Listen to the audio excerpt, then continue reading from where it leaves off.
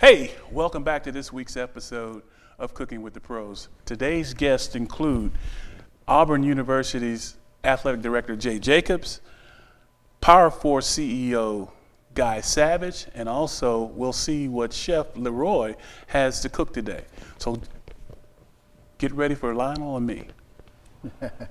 You ready? What do we want to talk about? Auburn football? Well, last week we left off with Auburn football, so let's go back to that and get back to a little bit of the NFL Combine as well. Okay, let's start with Auburn football first. Okay. I think the first place you start at is coming back in the next season. Obviously, you have spring practice coming in, going into the season, and then there's some questions that will be answered. But what you have to do is look at first is what's the main focus of what's lost from last year. Okay. All right, so now if you look down at not only what was lost, but also what's coming in, and what I mean by that is you got some coaches coming in, and it's not just the 100% players thing. So now if you look at the list as far as what was lost, you got to go Brandon Mosley, offensive tackle, free safety, Nico Thorpe, outside linebacker, El Toro Freeman. All right, but now there's another person on that list that was lost before the season ended, and that was Dyer, one of the great running backs that they had. Now he's transferring on, and he's not an Auburn Tiger anymore. Now with those people being lost, you have a new coordinator, you have a new defensive and offensive coordinator. Offensive coordinator Loeffler was a Tim Tebow quarterback coach at Florida, and Van Gorder, who comes from Atlanta, who in the professional football experience, what you get is a coach that is well versed in every phase of football. So now what you got coming in is you've lost some, but then now you got a transition. You can say you only lost 3 or 4 people, all right, but technically, really you lost those 3 or 4, but you coming in with a change for 22 people, 11 on offense and 11 on defense. So, talk to me like I'm a 6th grader so everybody understands. Auburn won 7 games last year. They've lost a lot of players. They're rebuilding, as they always say. Okay. Give me a little bit of their strengths and a little bit of their weaknesses. Okay, I think when you go, and we're talking from last season. Right. All right. I think the strength obviously is in their skill position on offense. You got Blake at wide receiver, and you had Dyer, but McCaleb I've always thought was probably the best of the 2 of those running backs. You had a tight end, and they could score some points. Offensive line was young, and then you lost some offensive linemen this year, and you got to replace them. But the strength of that, I'm going to say, is in your skill position. I don't want to say weaknesses, but if I had to say which was stronger, which was second best, I would say defense was second best. Defense is always trying to catch up to offenses, and if you're young on defense, what happens on defense is that, hey, you got to be in better shape than everybody else. You have got to have been around. So now, before I even say what was second best on there, I'm going to still say that if you look at the seniors on each SEC team last year, there was probably 14 to 15 seniors on each team, because what you need is that senior leadership on the field when the coach can't be on the field. It's just that person that you look forward to that you know is going to stand there with you. And Auburn only had 9 or 10 of those guys. So that's a weakness. So now you're talking strength down to the weakest part of it. I think it was basically the senior leadership. Now, how do you get all that back on track? Number one thing is recruiting. So now the recruiting ball has to fall in place. So now somewhere, you don't want those guys to come in and play right now, but you do want 1 or 2 of those guys to step in and be able to play, even if it's just spot playing, to get them experience, so that now when the true challenge comes along, that they're prepared to get in there and do whatever it takes and stand up as if they were an upper class player. Now, do you know very much, I know, it's about the new offensive coordinator and the defensive coordinator? Not much, and I think what happens with that is basically if I was the offensive coordinator, if I was the head coach, Gene Chizik, I would say least amount as possible, because remember, right now, as a coach or player in SEC football, you are continuously on a job interview. All right. The more I know about you as an opposing team, the more I know about you, as soon as I can know it about you, I start putting that in the bank. So when it's my time to play you, I got as much information as I can on you. All right, now, that information won't come out until probably a little slip of the tongue, but by spring practice, you know exactly what a coach is all about. Now, on the offensive side of football, you know, and I'm reading between the lines. Remember, it's all our opinions, right? That's all we have. That's all we have. All right. Now, if I've got an offensive coordinator that's coming in and maybe, hey, he's Coach Tim Tebow, I'm pretty sure there's some stuff in there that he liked about what Tim Tebow did. But now, does he have a Tim Tebow type quarterback? And I shouldn't say Tim Tebow because I'm an Auburn guy. I'm going to say Cam Newton. Does he have a Cam Newton type guy? I'm going to say no, he don't right now. He might have it in 4 years from the guys that he have there. But then, sure, you got to start looking along that line as what is comfortable for the offensive coordinator now, but through time, it'll be what is comfortable for that quarterback through the eyes of the offensive coordinator. Well, since you brought it up about the quarterback situation, how is that going to be? What's the competition like for Auburn quarterbacks? You know, that's a tough question, all right? Because I can sit here and say Frazier, and in my opinion, I say, okay, he's an athlete. Okay, he can run with it. He can escape. He didn't really have to throw, and he was young last year, so he kind of spot played. Now, what is his role going to be? What is the offensive coordinator coming in to look for? All right, then now you start saying competition. And in the competition, you've got to throw in the mix of the freshman that's coming in, And when you put all that in a package, how's that going to go? Who's the better of the three? Who knows more, and what type of offense have you been in? Young quarterback who's never hit the seam yet, Zeke Pike from Kentucky. All right, we don't know yet. It's kind of we stir in the bowl right now. We're trying to make a cake. We just got ingredients here and there, and we don't know if we got salt to season everything yet. Well, what can you tell me about Zeke Pike? You got any? Once again, you've played high school football before, all right? Now, with your experience in high school football, and you are recruited to play in Division I football, right away, anybody recruited to play college Division I football has left the situation where he is a man amongst boys. All right, he would never say that. I'm sure no one coming out of high school going to college would say that and step in and you the little fish in the big pond when you get to college. Again, you're no longer a senior in high school. Now you're back to being a freshman in college. All right, now here's a guy that has all the accolades, throws for zillions and zillions of yards. He's standing 6'5", 6'6". Hey, on the hoof, as they say in the NFL, that's what I want right there to lead my team. But now, here's a guy that comes in as a blank sheet of paper. Now, am I rooting for him? Oh, you bet I am. You bet I'm rooting for him.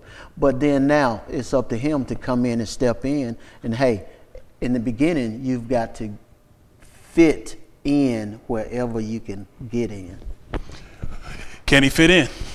Well, that's to be seen, my dear. Well, and I know that. I hear about the 5-star, the 6-star, and all that. The only star it is, like Mike Tyson used to say, everybody got a good plan until they get hit in the mouth. Can he take a punch in the mouth and be able to work his way into that starting lineup at some time? I'm not saying this year. I'm just saying I like to see these guys that are picked and they give them all these accolades and everything. I want to see a guy that can play. And that's all you can ask of him. If he has an opportunity to get in the game, we're only an injury away from being a starter. I just want to know that he can get in there and play and kind of help the team reach its common goal. And I do believe, from what I'm hearing, and that's only opinion, right? But I'm hearing that he's going to be that type of quarterback. Coming up, we're going to have Auburn Athletic Director Jay Jacobs. Cooking with the Pros is brought to you by Alabama Power, always on.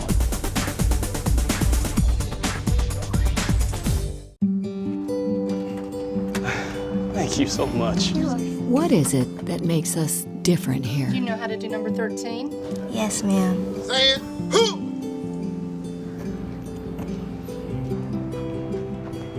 Sweet friend bringing me a castle. Maybe it's knowing when to help. Check one of the Project Share boxes on your power bill and help someone who really needs it.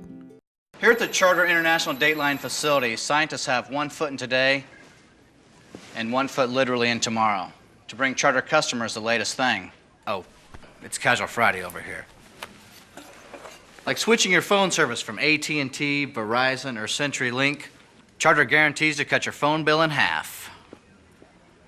Speaking of cutting things in half, where's the rest of those pants?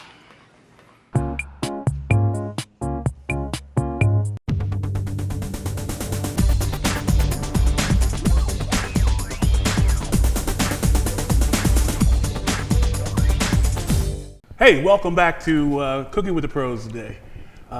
We have the honor and the pleasure of interviewing Jay Jacobs, Athletic Director for the University of Auburn. I'm sorry. Right. Oh, don't hit me, don't hit me. Jay, how are you doing today?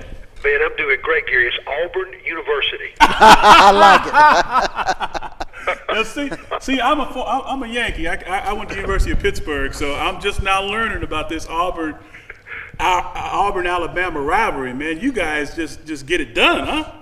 It doesn't take long, does it, Gary, to learn about that rivalry, does it? Not at all, especially when you wake up with an Alabama graduate every day. So, bless your heart. I'm telling you, I go through it, Jay. But listen, you guys have had a fantastic couple of years. You're into the rebuilding process, and that's kind of what we want to talk about. What your expectations are, and that type of thing. Yeah, happy to. Hey, again, thanks, Gary and Lionel, for having me on. We appreciate what y'all do for the state and for college athletics particularly. But yeah, we've had a good couple of years. You know, certainly, winning the national championship in 2010 was great for Auburn. And recently we've hired 3 new coaches, 2 new coordinators, offensive and defensive coordinators, and just recently on Friday we named a new defensive back coach. But we've had 3 top 10 in the nation recruiting classes the last 3 years, and then again our league is expanding, adding Texas A&M, Missouri. So a lot is happening in the Southeastern Conference, a lot is happening at Auburn. But we're continuing to build this foundation. Feel like we got a great foundation in place now. 3 years into Gene being here as the head coach and doing great recruiting, and just continue to fight in this league. This the nation's best league. In all sports, but particularly in football. Right, Jay, quick question. Playing under Coach Dye, and with him being the head football coach out there, and as you and I know, he ran a tight ship, very disciplined. And then there was Neil Callaway, who was your position coach. And as tough as it was for us playing and practicing, the games were easy. Practice was hard. Most guys would kind of try to steer away from the football field. What was your attraction to getting back into coaching and headed towards the athletic directorship? I tell you, Lila, what you just said, I say that all the time, is that, our game day Saturday was the easiest day of the week. I think our aerobics on Sunday morning were tougher than playing on Saturday. Exactly. Under Coach Dye and Neil and James Daniel, all those guys. I came out of playing here at Auburn, and I coached for a couple of years while I was getting my MBA degree, and I coached the tight ends. And I just didn't have the passion for coaching that it took to be a successful position coach, particularly in the Southeastern Conference.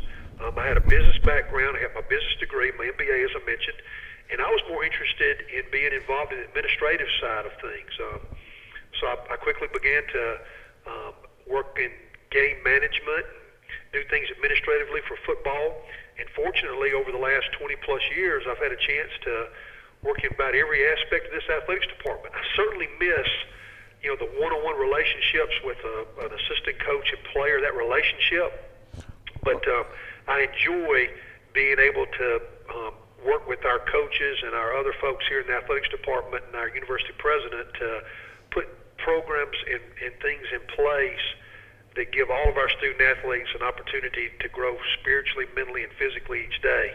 And that's a blessing to be able to see that, even though it is sometimes from a distance. Jay, earlier you mentioned about the new coaches that you hired. Talk to us a little bit about each one of those coaches. Happy to. Our defensive coordinator is Brian Van Gorder.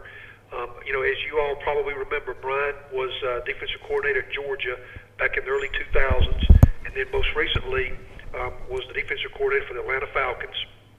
What a class guy. He and Gene had crossed paths several times. One or two guys on our current staff had actually worked for Brian in Central Florida, and when Ted left to go to University of Central Florida, Brian was, as all head coaches do, Gene had a list of 3 or 5 coaches that would be his, top people to replace. And Brian was the number 1 guy on the list. Didn't think that, we'd have a chance to get him because he was in pro ball. But as things worked out, certainly with the professionalism of the Atlanta Falcons and certainly with the way that we do business, we were able to get that done as soon as the Falcons got through in the playoffs. So I couldn't be more excited about Brian and his wife and their 5 children being a part of the Auburn family. And then we went out, and Gene went out and had a list of offensive coordinators, folks that he wanted to look at, and narrowed it down to a couple of guys. And Scott Leffler was the guy that, at the end of the day, was the one that sold Gene on being here. A young guy, been at Michigan, played at Michigan, coached at Detroit Lions, coached Tim Tebow at Florida, and was most recently the offensive coordinator at Temple.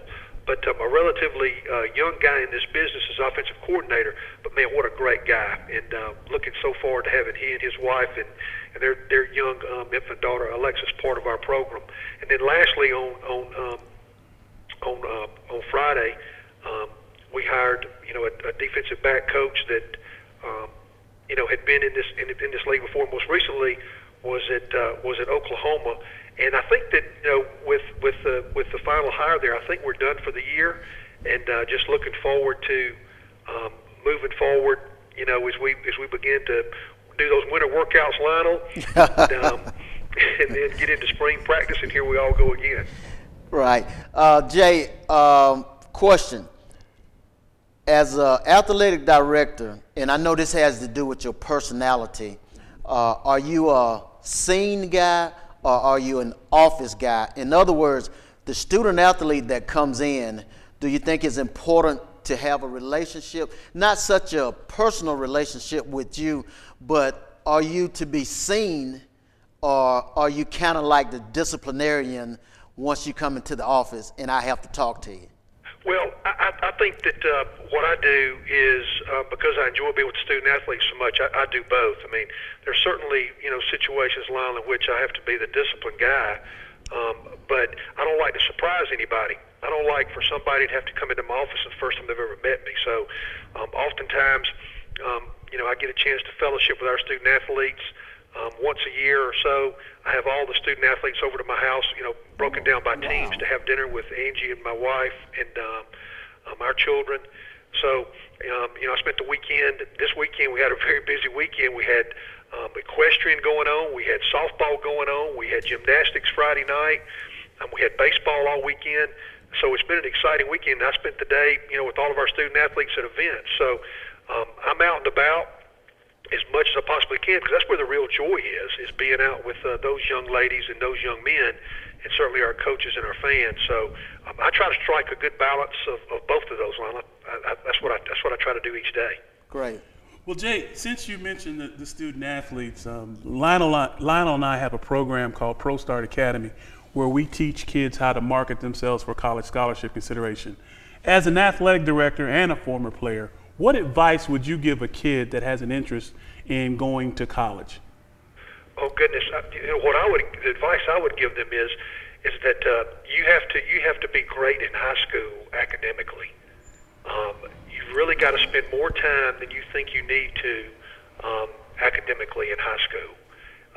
Is that your question, Gary? Yes. I mean, it's so competitive in the classroom, and the average ACT of the incoming class this past fall at Auburn was 27.1. Wow. ACT. Wow. That's who you're competing against in the classroom.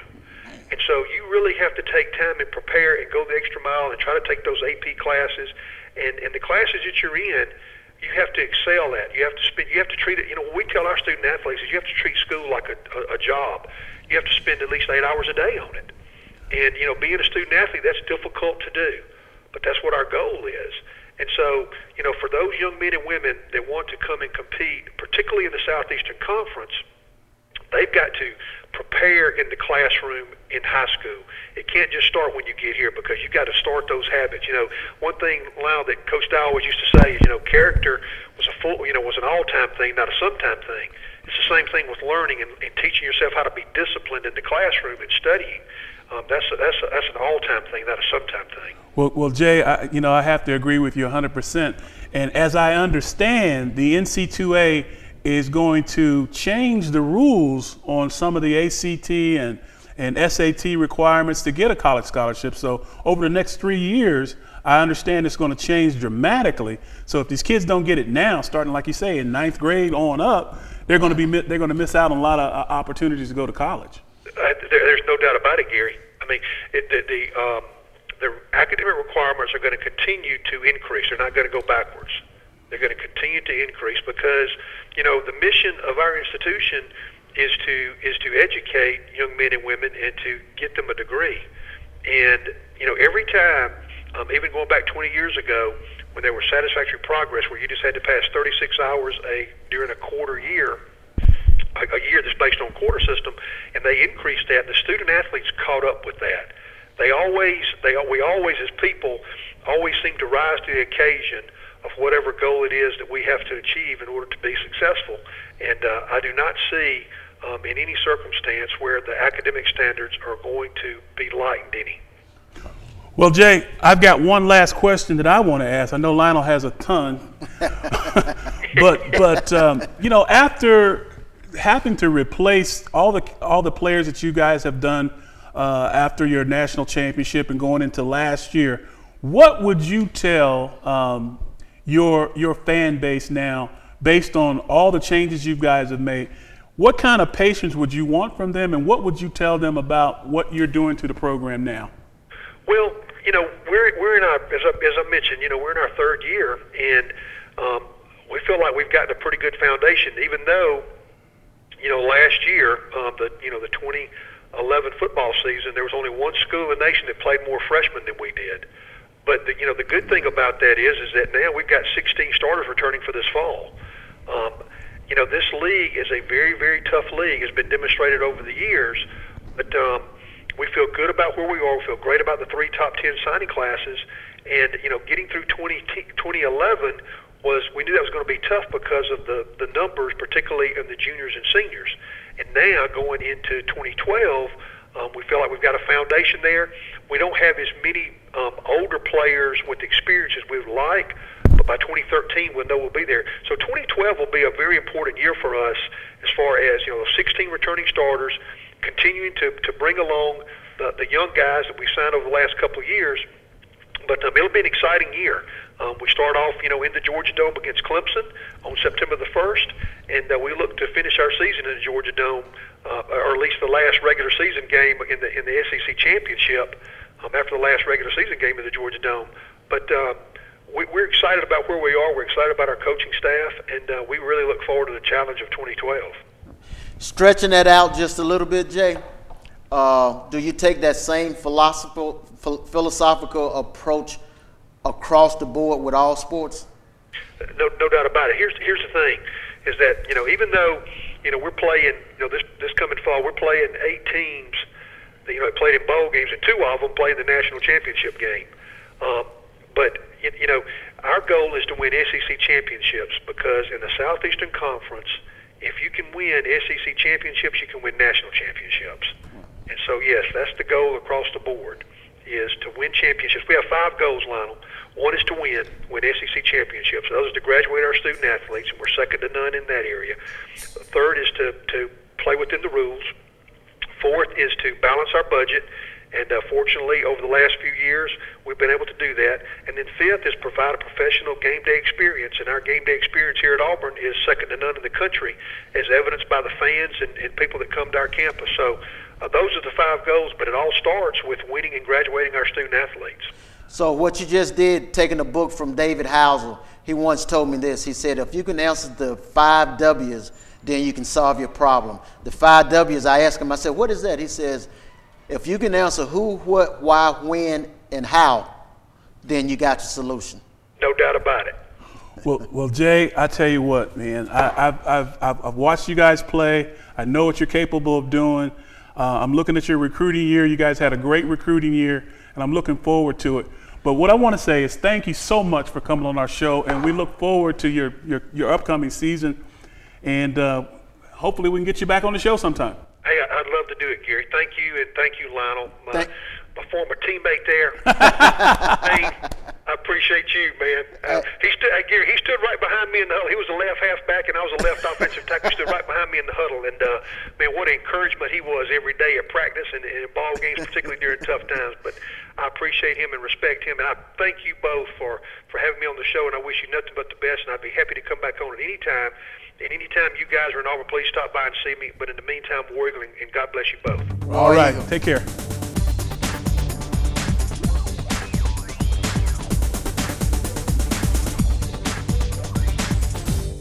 Okay, you ready?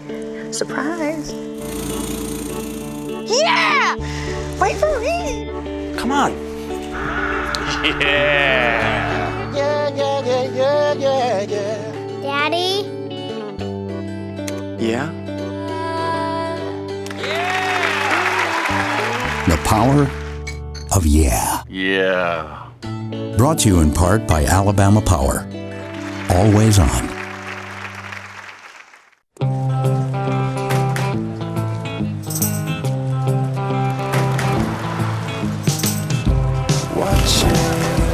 Waiting for something to amaze me. That's when it happened.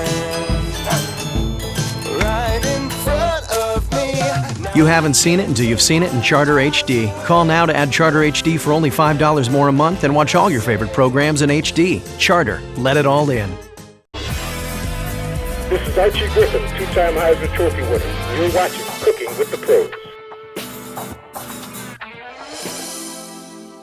Welcome back to Cooking with the Pros. On the phone today, we have Guy Savage, the CEO of Power Force. And the unique thing about Guy is that he has a story to tell, and hopefully he will tell the total story about how he came from the loading dock to the boardroom. And Guy, how are you today, my friend? I'm very good. Thank you very much, Gary. Well, you know, it's an amazing story, and we want our fans to know how you got from the loading dock to the boardroom. And just give us the Guy story, the Guy Savage story.